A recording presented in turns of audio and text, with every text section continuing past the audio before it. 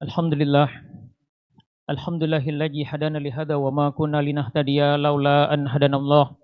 Asyhadu an la ilaha illallah wahdahu la syarikalah wa asyhadu anna Muhammadan abduhu wa rasuluhu la nabiyya ba'da. Allahumma shalli wa sallim ala sayidina Muhammadin wa ala alihi wa sahbihi wa man tabi'ahum bi ihsanin ila yaumiddin. Allahumma ati anfusana taqwaha wa zakkiha fa anta khairu man zakkaha anta waliyuha wa maulaha. Allahumma anfa'na bima 'allamtana wa 'allimna ma yanfa'una warzuqna 'uluman tanfa'una wazidna ilman. Qala Allah Ta'ala fil Qur'anil Karim, a'udzu billahi minasyaitonir rajim. Bismillahirrahmanirrahim. Ya ayyuhalladzina amanu taqullaha wal tanzur nafsum ma qaddamat lighad. Wattaqullaha innallaha khabirum bima ta'malun. Shadaqallahul azim. Jamaah Zuhur Masjid Al-Badar rahimakumullah. Alhamdulillah Allah izinkan kita hari ini hidup kembali. Dan ini tanda bahwa Allah masih mengizinkan kita untuk bisa mohon ampun atas dosa-dosa kita dan kita memperbaiki seluruh amal-amal kita. Di tahun 2026 ini, tahun baru ini, dan sebentar lagi kita akan masuki bulan suci Ramadan. Maka hal terpenting bagi kita seorang muslim adalah senantiasa kita mengevaluasi seluruh kehidupan kita. Apakah di sisa hidup kita seiring dengan berkurangnya jatah waktu kita, semakin kita dekat kepada Allah. Yang harus kita pahami dalam kehidupan ini, bahwa hidup itu berbatas waktu. Setiap hari jatah waktu kita berkurang. Mau dipakai untuk kebaikan atau enggak, jatah itu terus berkurang. Sebagaimana es batu. Mau dipakai nggak dipakai, dia akan terus mencair. Itulah hakikat kehidupan kita. Jadi kalau kita usia bertambah, sesungguhnya jatah usia kita sedang berkurang. Maka sebagai seorang muslim yang paham akan adanya kehidupan akhirat, penting bagi kita mengevaluasi diri. Jamaah rahimakumullah, kalau kita lihat gambar ini, betapa masa setelah kematian kita itu sangat panjang sekali. Dan masa yang panjang itu ditentukan oleh masa yang sebentar ketika kita ada di dunia ini. Jadi ketika Allah izinkan kita masih hidup saat ini, di mana saudara-saudara kita yang Allah takdirkan sudah ada di kubur, bisa jadi urusan mereka dengan Allah sudah selesai. Dosa mereka sudah Allah ampuni sehingga ajal mereka sampai. Sementara kita yang masih diberi kehidupan ini, bisa jadi Allah menginginkan kita senantiasa terus memperbaiki diri kita. Karena sesungguhnya masa setelah kematian kita itu sangat ditentukan oleh perilaku kita selama kita hidup. Jadi penting bagi kita selagi masih dikasih kesempatan hidup untuk senantiasa kita mencari bekal untuk kehidupan akhirat kita. Dan Allah sudah memerintahkan kita untuk senantiasa menyiapkan bekal akhirat kita. Allah katakan di surat Al-Asr ayat 18, ya a'udzubillahi minasyaitonirrajim. Bismillahirrahmanirrahim. Ya ayyuhalladzina amanu taqullaha wal tanzur nafsum ma qaddamat lighad. Wattaqullaha innallaha khabirum bima ta'malun. Hai orang-orang yang beriman, bertakwalah kepada Allah dan hendaklah setiap diri memperhatikan apa yang telah diperbuatnya untuk bekal hari esok saat kita nanti di akhirat. Dan bertakwalah kepada Allah, sesungguhnya Allah mengetahui apa yang kamu kerjakan. Jamaah rahimakumullah. Sesungguhnya bekal ini sangat penting bagi kita dan Rasulullah sudah menjelaskan sebaik-baik bekal adalah takwa. Karena itu penting bagi kita memahami hakikat dari ketakwaan ini agar kita punya bekal sesuai yang Allah mau. Nah, terkait tentang bagaimana kita muhasabah, mengevaluasi diri, hal esensi yang harus kita pahami dalam kehidupan ini, bahwa kehidupan ini kita punya musuh. Ketika kita niat ingin husnul khotimah, matinya masuk surga, ada makhluk lain yang Allah sengaja ciptakan, mereka bekerja juga di dalam diri kita, membisik-bisikan bagaimana agar kita matinya kebalikannya, su'ul khotimah. Jadi banyak orang yang gagal paham di sisi ini, bahwa hidup itu pertama berbatas waktu dan kita dalam hidup ini ada musuh. Siapa musuh kita? Syaitan. Pihak yang paling menghendaki rusaknya kehidupan manusia adalah syaitan. Dan Allah sudah mewanti-wanti kita di surat Fatir ayat 5 dan 6. A'udzubillahi minasyaitonirrajim. Bismillahirrahmanirrahim. Ya ayuhan nas, inna wa'dallahi haq. Fala taghurrannakumul hayatud dunya wala yaghurrannakum billahi ghurur. Hai manusia, sesungguhnya janji Allah adalah benar.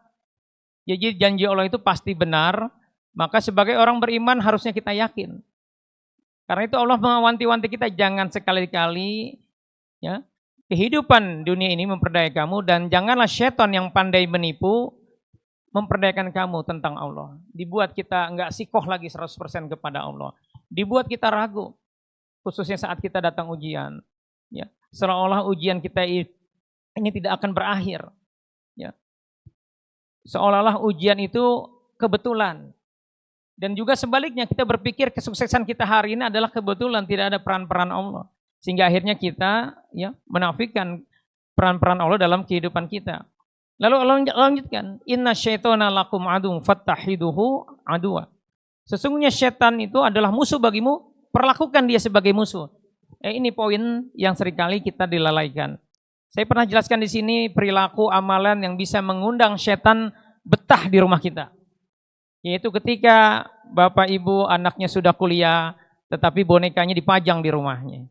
Boneka Hello Kitty, Doraemon, dan boneka-boneka makhluk lainnya. Dan itu nggak boleh. Malaikat rahmat tidak akan mau masuk ke rumah kita, justru setan dari golongan jin yang betah di rumah kita.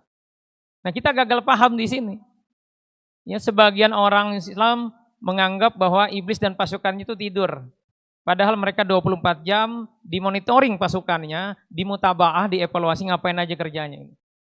Dan bagian dari subat pemikiran yang mereka tanamkan dan sudah sukses hari ini, kita menganggap setan itu sundel bolong, kuntil anak, susar ngesot gitu kan.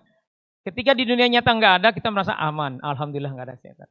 Padahal setan itu dalam persepsi yang harus kita pahami, dia adalah cuma dari dua golongan, minal jinnati wan nas. Ya, yang senantiasa waswisupi sudurinas. Bahkan kata Rasulullah, inna syaitana yajri min ibni adam majrodam. Setan itu bisa ngalir dalam pembuluh darah kita. Jadi dia ada di dekat kita. Maka jangan difasilitasi. Karena setan itu sengaja Allah ciptakan jadi musuh. Jadikan dia musuh, jangan dikasih fasilitas di rumah kita. Ya rugi sekali kita ketika kita memfasilitasi. Dan yang patut juga kita pahami terkait tentang hidup ini ada musuh. Dedengkotnya Pak, adalah siapa? Iblis. Dan iblis sudah menargetkan. Target besar iblis itu bukan bapak ibu, ya kaum muslim itu mati, dicekek oleh mereka, bukan. Targetnya ternyata adalah satu. Wala tajidu aksaruhum syakirin. Dibikin kita tidak bersyukur, ngeluh terus. Padahal tahun ini naik jabatan, gajinya bisa jadi naik, tapi karena kita selalu ya kurang bersyukur, ngeluh terus. Selalu ingat yang lalu-lalu, ya. Akhirnya kita hidup dalam kekurang bersyukuran. Tidak akan bahagia seseorang ketika dia selalu fokusnya kepada apa? Kepada masalah, kepada kekurangan. Waktu bujang belum punya motor, pengen punya motor, diterima kerja di Dispenda, di dinas teknik, kebeli motor, baru beli motor, baru seminggu lihat motor temennya lebih bagus, pengen motor seperti temennya, ngeluh lagi. Motor yang tadi diidam-idamkan udah nggak bahagia itu. Begitu punya motor ternyata ada temannya lagi beli mobil baru. Pengen punya mobil baru. Akhirnya yang lama kurang disyukuri. Begitu hidup kita terus. Jadi yang bikin sempit hari ini adalah karena kita kurang bersyukur. Dan ini adalah perangkap setan paling besar. Jadi iblis itu menargetkan kita bagaimana agar kita tidak bersyukur. Jadi memahami keberadaan mereka dan target mereka ini penting bagi kita mengevaluasi. Dan ternyata ya kerja iblis itu sukses di akhir zaman ini. Ada survei Pak. Survei di Indonesia, 63% orang Indonesia ternyata punya kecemasan, kekhawatiran. Dan penyebab terbesar kekhawatirannya adalah terhadap sesuatu yang di luar kendalinya. Ada hujan aja, ya hujan. Gimana? Saya sudah tua, bentar lagi pensiun, anak masih kecil. Ini tanggal berapa nih Pak? Ya. Oh baru gajian, atau bentar lagi gajian. Tanggal segini, saldo udah menipis, gajian masih lama gitu. Punya kecemasan-kecemasan terhadap masa. Seolah hidup ini kebetulan. Padahal kalau saya tanya, ada di ruangan ini yang hidup hari ini mesen dulu sama Allah, ya Allah saya pengen hidup kerja di Dispenda, ya, punya istri pulana, punya suami pulan, punya anak sekian, ya, nggak ada yang mesen. Jadi hidup itu amanat dan Allah jamin rezekinya. Tetapi seringkali kita mengkhawatirkan. Artinya apa? Kita masuk dalam sebuah perangkap. Nah, orang yang selalu cemas, belum selesai dengan kondisi dirinya, belum bersyukur atas nikmat yang Allah berikan, lupa dia untuk muhasabah. Jadi dalam hidup ini sudah disetting, ada yang bisa kita kendalikan. Apa yang bisa kita kendalikan? Pikiran kita. Kita duduk di masjid ini, pikirannya ada di Bogor, bisa nggak Pak? Bisa. Ya. Jadi pikiran kita, sikap kita, niat kita, tujuan kita mau dengerin, nyimak, atau kita mau tidur, itu terserah kita, itu bisa kita kendalikan. Bagaimana respon kita terhadap sebuah peristiwa, sebuah masalah, itu bisa kita kendalikan, itu dalam kendali kita. Tapi kita juga harus paham bahwa ada yang tidak bisa kita kendalikan dalam hidup ini. Pikiran teman kita, ucapan tetangga kita, popularitas kita, kesehatan dan kekayaan kita. Dulu orang menganggap kalau saya rajin makanan, rajin olahraga, makan sehat, pasti nggak sakit. Begitu Allah turunkan COVID, ternyata yang rajin olahraga juga sakit. Jadi kesehatan itu nggak bisa dalam kendali kita.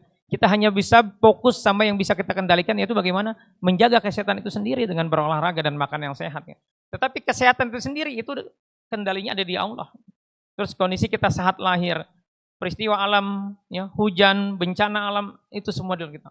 Maka kita sebagai seorang yang beriman, hendaknya kita paham ini dan senantiasa bersyukur. Kita fokus aja sama yang bisa kita kendalikan gitu. Dan terkait ini, kekhawatiran ini itu menjadi barometer Pak bagi ketakwaan kita. Jadi kalau hari ini kita selalu cemas, nih mohon maaf nih kebanyakan di ibu-ibu, ya, khawatir, kecemasan tinggi dengan anaknya, dengan suaminya, bawaan ini ketakutan aja, nah, waspada, ini kita dalam perangkap setan. Karena Allah sudah mendetilkan bahwa barometer ukuran keimanan seseorang dan ketakwaannya itu harus la khaufun alaihim walahum yahzanun.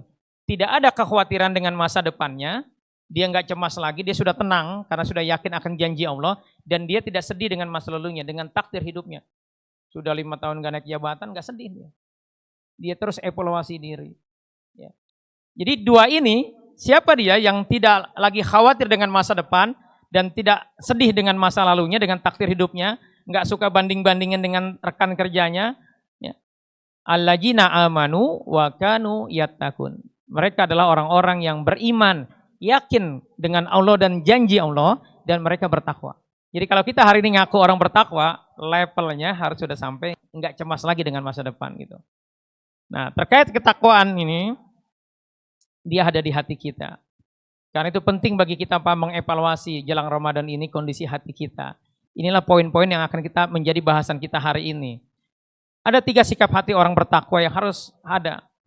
Dikatakan seseorang selesai terhadap dirinya, usia 40 itu harusnya kita sudah selesai Pak dengan diri kita. Kita fokus untuk berkontribusi, bagaimana kita mencari bekal akhirat ketika rasa ini sudah ada nih, 3 sikap ini.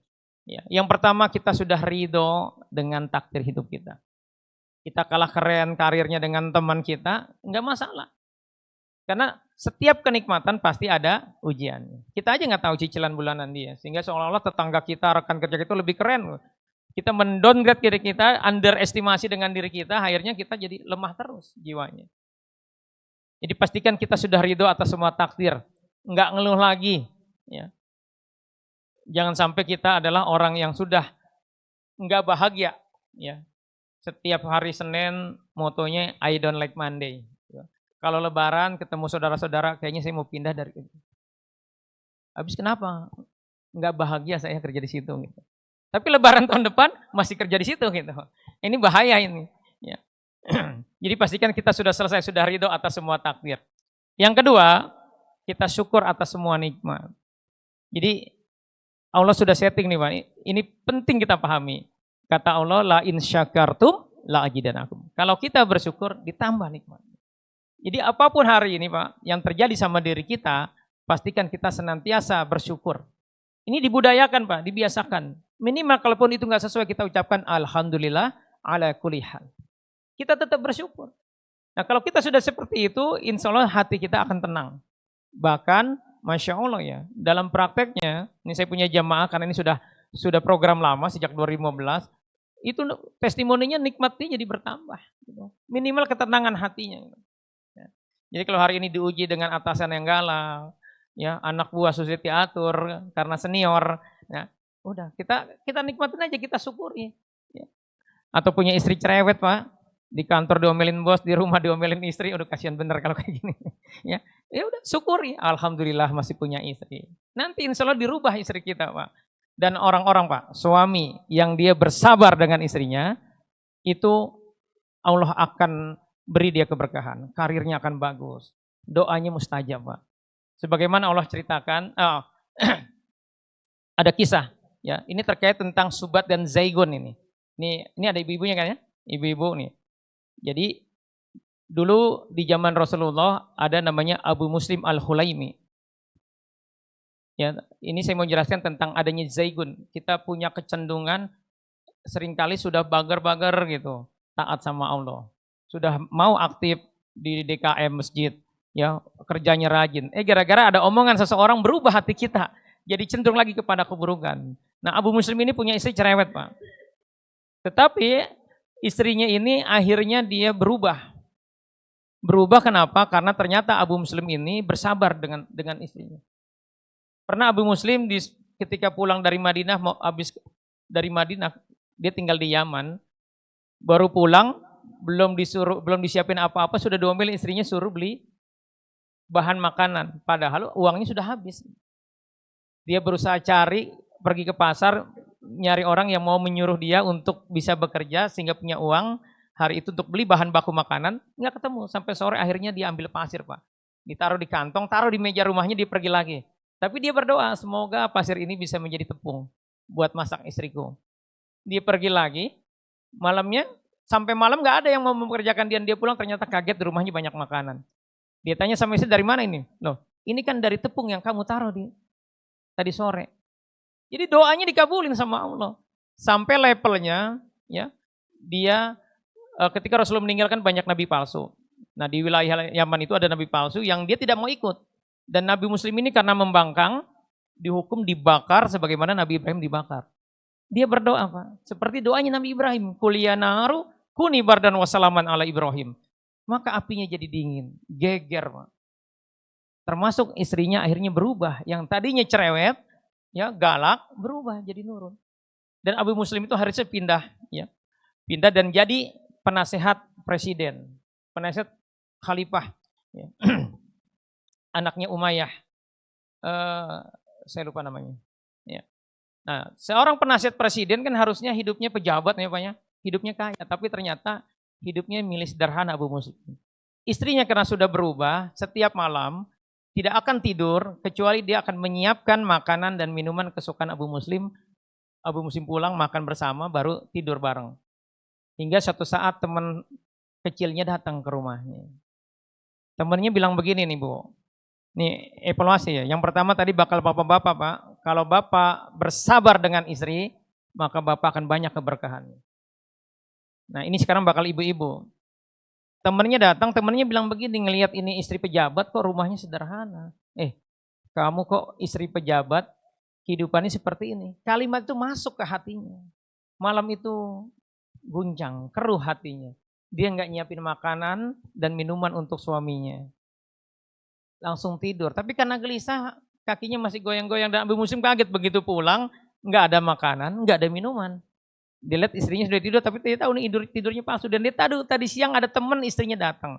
Maka dia angkat tangan, dia langsung berdoa, Pak. Ya Allah, berilah pelajaran kepada orang yang merusak istriku. Istrinya langsung bangkit, jangan. Karena doanya mustajab. Temannya di rumahnya yang tadi siang datang, yang tadi berucap seperti itu, yang itu masuk ke dalam hati istrinya, itu langsung buta Pak matanya. Nah dia temannya ini di rumahnya buta, kebingungan kok tiba-tiba masih buta, dan dia ingat tadi dari rumah Abu Muslim, lalu dia diminta diantar ke rumah Abu Muslim, dan ternyata di rumahnya diceritain sama istri Abu Muslim bahwa Abu Muslim tadi berdoa begini-begini, akhirnya minta maaf dan doakan lagi, oleh Abu Muslim bisa melihat lagi gitu. Apa pelajarannya? Hati-hati kita dengan kondisi hati kita. Makanya ada doa Rabbana la tuzigh qulubana. Minta sama Allah jangan sampai hati kita itu kembali kepada keburukan setelah tadinya kita taat sama Allah. Maka waspadalah dengan Subat dan Zaigun. Selama kita masih hidup, fitnah itu akan terus ada. Disinilah kita pentingnya mengevaluasi. Ya, sudah ikhlaskah kita? Sudah ridho belum? Sudah syukur kita belum dengan kehidupan ini? Karena kalau kita belum syukur, belum ridho, ya sulit untuk syukur dan punya potensi kayak istrinya Bu Muslim. Ibu-ibu Desember lihat postingan orang pada jalan-jalan, langsung guncang tuh. Suami gue nggak ngajak jalan-jalan, langsung lah dasar pelit, bla bla bla bla bla bla. Akhirnya keruh. Gara-gara gitu suaminya diomelin, ngambek. Tadinya biasa full melayani karena Allah, gara-gara lihat postingan orang jalan-jalan Desember kita nggak diajak jalan-jalan suami berubah. Nah pentingnya kita jadi mengevaluasi kondisi hati kita ya. Dan yang ketiga adalah sabar kita menjalani semuanya. Sabar dalam ketaatan, sabar untuk tidak maksiat Pak. Kalau di masjid kayak ini soleh, giliran sendirian scroll-scroll yang negatif gitu. Ya. Dan sabar juga menjalani ujian. Nah terkait dengan Ramadan dan apa saja poin yang harus kita evaluasi, ada 3 indikator Pak menurut para ulama kesuksesan Ramadan itu. Yang pertama adalah hubungan yang kuat dengan Allah. Hablum minallahnya bagus. Nanti kita ukur ya hubungan kita dengan Allah bagus nggak gitu. Yang kedua hubungan yang baik dengan sesama manusia. Jangan sampai kerja sudah 20 tahun di sini, ada yang kita nggak tegur-teguran. Kalau ketemu dia kita melengos, waduh waspadalah ini. Ya hati-hati Pak. Ya jangan sampai kita punya seperti itu gitu. Sama tetangga udah 4 lebaran nggak tegur-teguran padahal rumahnya sebelahan gitu. Ini ada masalah berarti Pak di hati kita. Dan yang ketiga indikatornya adalah mampu mengendalikan diri atau nafsu atau ego kita. Gitu. Nah terkait nafsu ini saya mau detailkan. Kita itu punya 3 level jiwa, Pak. Ya, menurut para ulama. Ada jiwa yang rendah, nafs al-amarah bisu. Ini adalah orang-orang yang egonya masih kuat. Jadi beraktivitasnya karena nafsu. Apa ciri aktivitas karena nafsu, Pak? Seringkali kecewa dengan kebaikannya.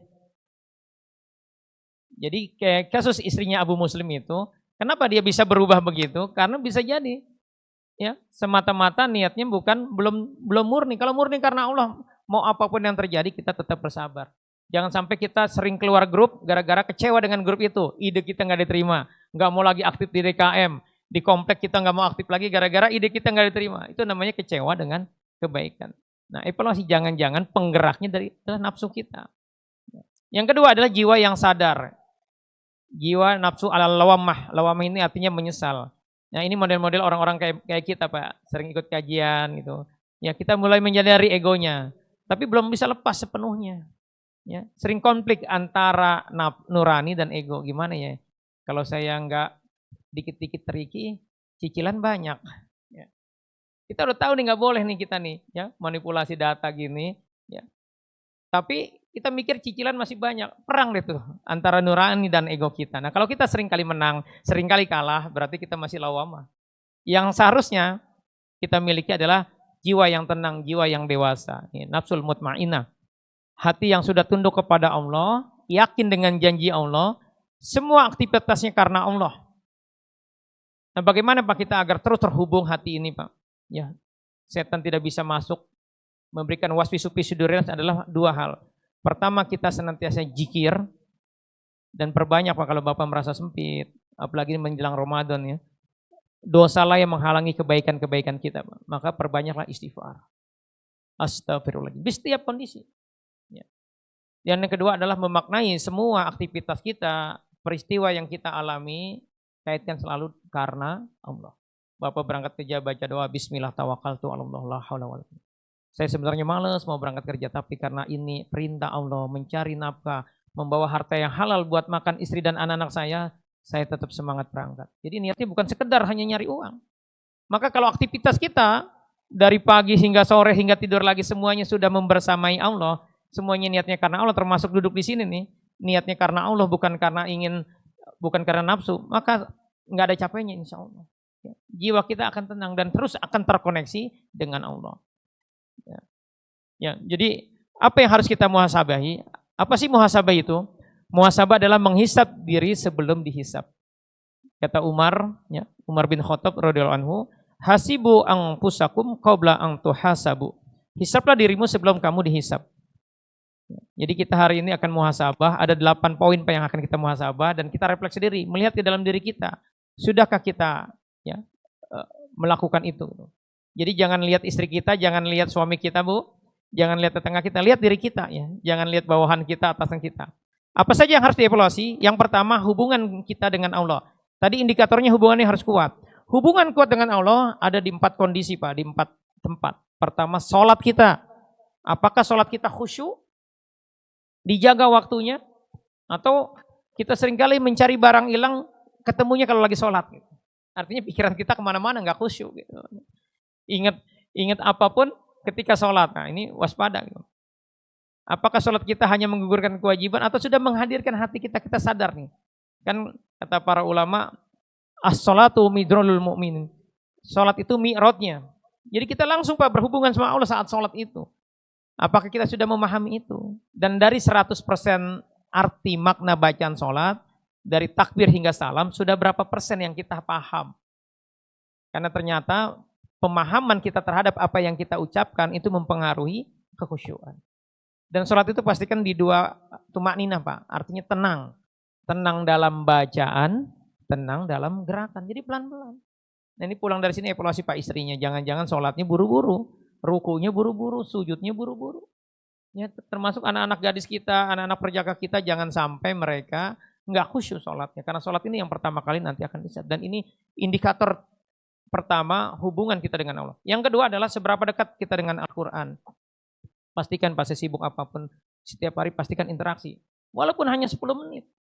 Dan saran saya nih Pak, dilatih mulai hari ini, tilawahnya hanya jangan baca Qurannya aja, baca juga terjemahan.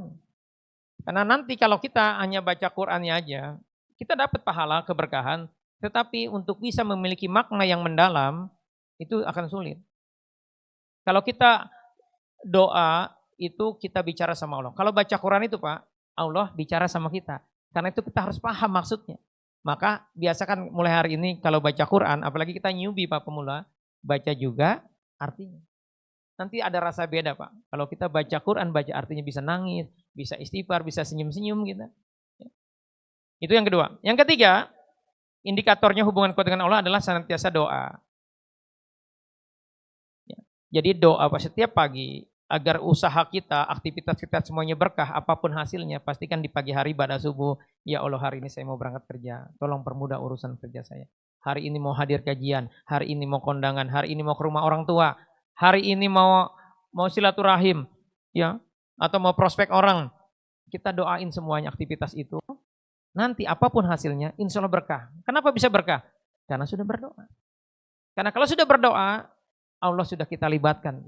Kita sudah serahkan urusan kita kepada Allah. Dan yang terakhir, tanda indikatornya di zikir kita. Zikrullah. Jadi zikir itu Pak, makan hati. Yang bikin sebuah masalah itu jadi sempit, yang kita pusing itu sebenarnya karena kondisi hati kita Pak, bukan masalahnya. Karena kaidahnya masalah itu kata Allah, la yukallifullahu nafsan illa wus'aha. Kita pasti bisa melalui. Tetapi gara-gara hati kita sempit, keruh, kelaparan, gersang, maka masalah sepele aja jadi sempit hati kita. Nah itu terjadi di orang zaman sekarang karena udah sibuk scroll terus, ya. Padahal harusnya kita zikir. Zikir itu makanan hati. Bunda Isa saat dijelaskan tentang nanti ketika Dajjal turun 2 tahun kita akan paceklik, kelaparan. Aisyah bertanya kepada suaminya Rasulullah, ya Rasulullah, nanti pada makan apa saat itu umat manusia? Kata Rasulullah, makan apa Pak? Zikir makanan. Jadi zikir itu sebenarnya juga berarti bisa mengenyangkan kita. Jadi kalau hari ini kita masih sulit puasa sunnah Pak, ini jangan-jangan memang nafsu kita masih kuat. Gitu. Atau kita jangan-jangan kurang zikir, jadi berat terus mau puasa sunnah. Giliran Ramadan bisa puasa, karena jinnya lagi diikat sama Allah. Giliran di luar Ramadan mau puasa sunnah, berat kayak ada tembok. Nah ini evaluasi, berarti jangan-jangan kita kurang zikrullah. Ini yang pertama. Yang kedua, niat dan tujuan hidup kita. Jadi evaluasi Pak, apa misi hidup saya sudah sesuai kehendak Allah. Misi orang beriman itu adalah mencari ridha Allah dan masuk surga. Maka ini harus selesai Pak. Ya, saya sering kasih logika begini. Bapak ini kan banyak senior di sini.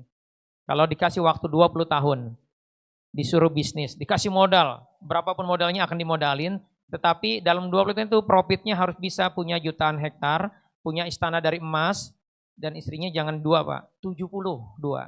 Nah, coba kira-kira bisnis apa Pak? Bapak butuh modal berapapun akan dimodalin. Dikasih tempo 20 tahun. Kira-kira bisnis apa?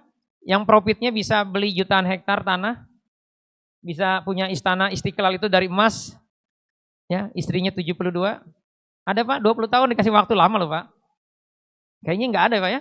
Tetapi kalau hari ini Bapak komitmen bertakwa kepada Allah, perbaiki nanti semua nih yang saya jelaskan ini, diskusi nanti malam sama istri Pak, saya udah begini belum, masih suka marah nggak, masih suka baperan nggak, masih suka ngeluh nggak, ya.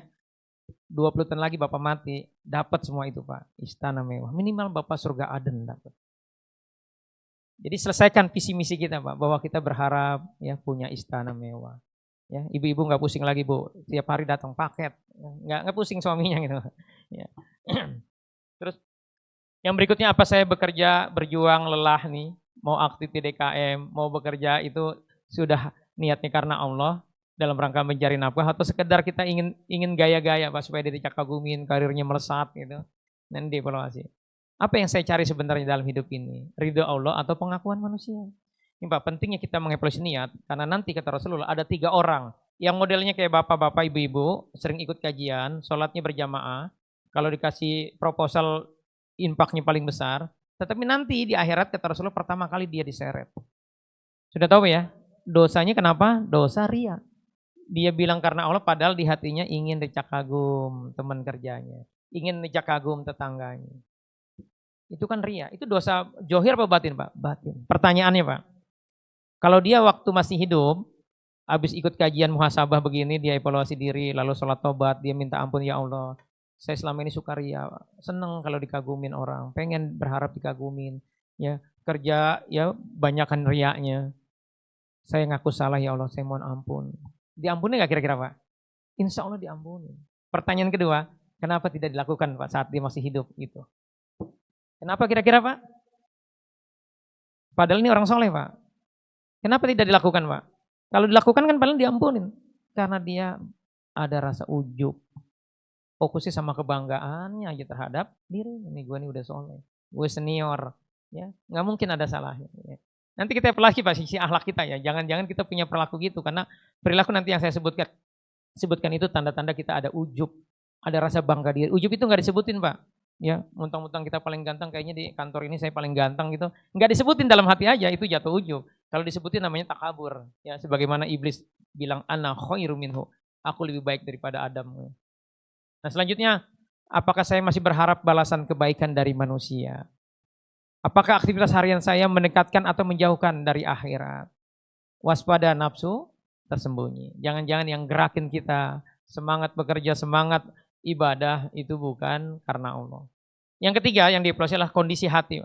Apakah tadi saya sudah ridho, sudah syukur, masih suka ngeluh nggak? Atau kita sudah bersabar? Nah untuk ini Pak, tanya sama istri kita Pak. Karena istri kita ucapannya mirip-mirip catatan malaikat terhadap diri kita. Ya. Kalau perlu kasih hadiah istri kita Pak. Kalau dia mau jujur ya, mengatakan yang sesungguhnya tentang diri kita, karena kita butuh untuk apa? Memperbaiki diri. Jangan sampai cerita 3 orang tadi yang pertama kali diseret ya, karena tidak mengevaluasi. Jadi kalau kita ternyata kayaknya saya baik-baik aja deh, saya orangnya baik hati, tidak sombong, rajin menabung, gitu. Tanya istri paling tahu kartu kita. Gitu. Nah terkait kondisi hati ini Pak, kalau kita seringkali sulit untuk syukur, ridho, ini jangan-jangan kita mensyaratkan kebahagiaan kita karena faktor eksternal. Bahagia bersyarat. Saya baru bisa bahagia kalau naik jabatan. Saya bahagia ya kalau istri saya berubah. Saya baru bisa tenang nih kalau suami saya juga berubah gitu. Nah itu nggak bakalan kita bisa bahagia Pak. Jadi bahagia itu harus dari internal diri kita sendiri. Ya. Nah yang keempat, yang kita evaluasi adalah akhlak dan sikap kita. Nih periksa penyakit hati kita. Apa saya mudah tersinggung, masih mudah marah, masih ada rasa ujub, bangga diri, atau merasa paling benar. Ya. Selalu nolak ketika ada anak buah ngasih ide gitu. Nah ini dievaluasi Pak. Apakah ucapan dan sikap saya masih suka menyakiti orang lain? Dulu waktu muda ingat Pak, kalau sekarang mungkin Bapak kalem gitu kan. Lebih sabar. Dulu waktu pertama berkarir usia baru 30, ada gak yang kesenggol gara-gara obsesi kita, ambisi-ambisi kita? Itu selesaikan Pak. Jangan sampai kalau kita melakukan kejoliman orangnya masih kesel, kita belum minta maaf, nanti di akhirat dipertemukan sama Allah. Ribet urusan. Penting jadi kita mengevaluasinya, sikap-sikap kita dulu. Terus apakah saya senang menilai orang, tetapi berat kalau nilai sendiri. Nah ini yang poin keempat itu Pak, apakah saya masih membenci seseorang. Yang kalau dia lewat kita melengos, kita nggak suka tuh, ya ada ghil, ketidaksukaan kita dengan si fulan atau si fulana. Ini kurang kerjaan. Ini Bapak berarti memberi akses kepada setan untuk ngaduk-ngaduk terus perasaan kita. Bapak walaupun rajin baca Quran, ya, kalau Bapak masih punya benci sama seseorang, mungkin Bapak bagus pakai asumsi, pakai argumentasi. Saya benci akhlaknya. Kalau benci akhlaknya kayak Rasulullah Pak, yang dibenci akhlaknya orangnya nggak dibenci. Tetap dia berlaku adil Rasulullah. Tetap nggak ada kebencian. Tapi kalau hati kita sudah benci, apalagi mohon maaf menyimpan dendam atas sama atasan udah pensiun hari ini kita masih dendam. Wah ini kasihan banget ini. Ya. Disebut nama dia, langsung guncang lagi hati kita, waspadalah Pak. Jadi hati-hati, hati rusak, amal bisa rusak. Yang kelima dosa yang disadari atau tidak disadari, dosa lisan. Ini masih hobi gibah nggak kita? Ya, gibah ini biasanya yang hobi emak-emak. Ya. Kalau bapak-bapak dosa apa? Dosa mata Pak. Ya. Evaluasi Pak, ya. Lisan kita, hati kita masih ada seujon nggak? Uju pria. Terus pikiran kita masih gak kita mikirin sesuatu yang sebenarnya lagui di usia yang sudah kepala 5, ya. Tapi masih ada dosa-dosa tersembunyi, matanya tidak bisa dijaga. Nah, hati-hati. Dan terkait ini pada dosa ini, esensi tobat itu Pak ngaku itiraf kata ulama. Yang kedua nadam, nyesel. Jadi kalau nanti malam Bapak evaluasi kata istri, iya kamu orangnya pemarah. Jangan bilang gini, iya sih, tapi, nah kalau tapi itu masih ngeyel Pak, belum ngaku. Jadi harus ngaku dulu, diakui maksudnya. Yang kedua disesali. Apa ciri orang nyesel Pak? Bisa nangis. Kata Rasulullah kalau kita tobat harus nangis. Kalau nggak nangis berarti hati kita keras. Hati keras itu hanya bisa dilembutkan oleh api neraka. Masa tunggu di kuburan dulu, tunggu mati dulu, masuk neraka baru kita mau tobat. Telat ya. Nah yang keenam, evaluasi waktu dan umur kita. Kemana waktu saya paling banyak dipakai? Ya, apa hari ini lebih baik dari hari kemarin? Jika malam ini dipanggil, apakah bakal terbaik saya? Ini dievaluasi Pak. Yang ketujuh, peran dan amanah hidup kita. Sebagai pimpinan, apakah kita sudah amanah, sudah jujur, sudah profesional, ya, enggak menjolimi. Ya. Sebagai karyawan, apakah kita amanah juga, ya, jujur, ya, dan profesional nih. Hati-hati ya. Kalau kita, mohon maaf ya, kalau masih suka triki-triki, ya, manipulasi, evaluasi. Karena rezeki kita mau halal nggak halal, itu akan tetap aja sesuai dengan yang sudah Allah tetapkan. Terus orang tua, kalau sebagai orang tua evaluasi apakah kita sudah jadi teladan Pak buat anak-anak kita. Atau kita hanya nuntut aja kepada anak kita. Nah sebagai anak yang masih punya orang tua, apakah kita sudah berbakti, memamatkan pintu surga yang masih ada itu. Untuk memaksimalkan kita, ya, berbakti sama orang tua kita. Terus masih sibukkah kita dengan diri sendiri ya. Nggak peduli lagi dengan orang tua. Ya. Nah sebagai masyarakat, sebagai karyawan, sebagai lingkungan dari Dispenda ini apakah kita peduli dan mau berkontribusi gitu. Jadi maksimalkan peran kita selagi masih ada kesempatan. Karena nanti akan ada masanya kita Pak nganggur. Ya. Pensiun dalam hati sebenarnya pensiun atau saat kita nanti di kuburan. Yang terakhir, evaluasi manfaat kehadiran kita. Apakah saya menjadi solusi atau beban di kantor kita, di lingkungan rumah kita. Ya, apakah kita modelnya ngeluh terus? Kita dikenal oleh tetangga yang tukang komplain, ya, pengurus di komplain sampai pusing pengurus di komplain terus sama kita gitu. Ini evaluasi Pak. Ya.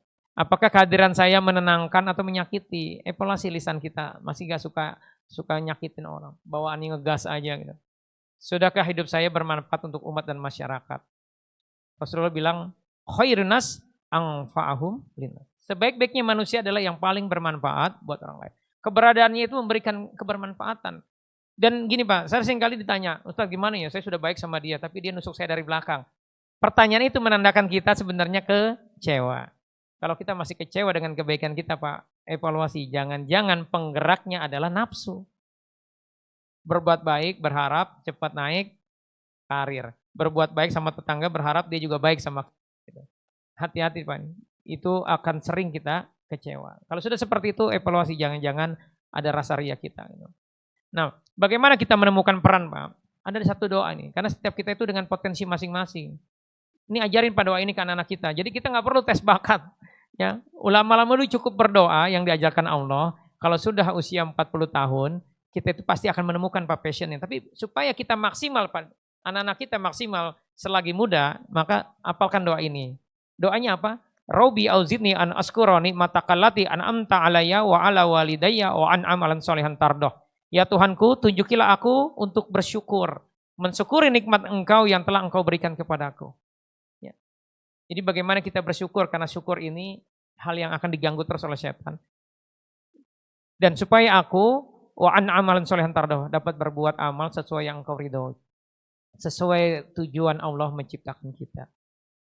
Minta sama Allah Pak, agar perilaku kita, waktu kita habis hanya untuk melakukan yang Allah inginkan. Penutup, ya kenapa seseorang itu sulit muhasabah? Karena egonya masih dominan. Nafsunya masih gede.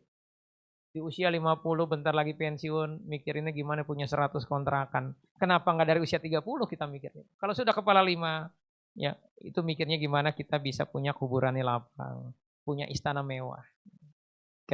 Kita udah nggak banyak. Yang berikutnya kenapa sulit muhasabah? Karena tertutup oleh dosa. Perbanyak istighfar Pak jelang Ramadan ini. Ramadan itu fasilitas dari Allah agar kita bertakwa, masuk surga, hidupnya lapang. Yang bikin sempit itu dosa. Dan Allah maklumin. Maka 4 syarat orang masuk surga, ya senang berinfak, tidak pemarah, mau memaafkan, walafin. Ini tadabbur surat Al-Imran 133 sampai 133. Dan yang keempat, walajina idza fa'alu fahisyatan au zalamu anfusahum jaqalu fasaqul. Kalau bikin dosa, segera dia tobat, segera mohon ampun sama Allah. Jadi kalau kita masih suka kepleset, itu memang manusiawi. Maka segeralah kita salat tobat. Maka pastikan kita senantiasa ya selalu istighfar, perbanyak istighfar. Ingat-ingat nih setiap mau tidur tadi bikin dosa apa, siapa yang tersakiti oleh kita. Dan yang ketiga kenapa kita sulit muhasabah? Karena kita masih fokus dunia. Ya. Semoga Allah mudahkan kita Pak untuk bisa mendapat husnul khotimah, senantiasa mau mengevaluasi ya kekurangan kita, mulai perbaiki hubungan kita Pak dengan istri, dengan anak-anak kita ya. Karena mereka adalah aset dunia akhirat kita. Tapi semoga Allah mudahkan ya, kita tutup dengan alhamdulillahirabbil dan doa kepada majlis subhanakallahumma wa bihamdika asyhadu alla ilaha illa anta astaghfiruka wa atubu ilaik. Billahi taufiq wal hidayah. Assalamualaikum warahmatullahi wabarakatuh.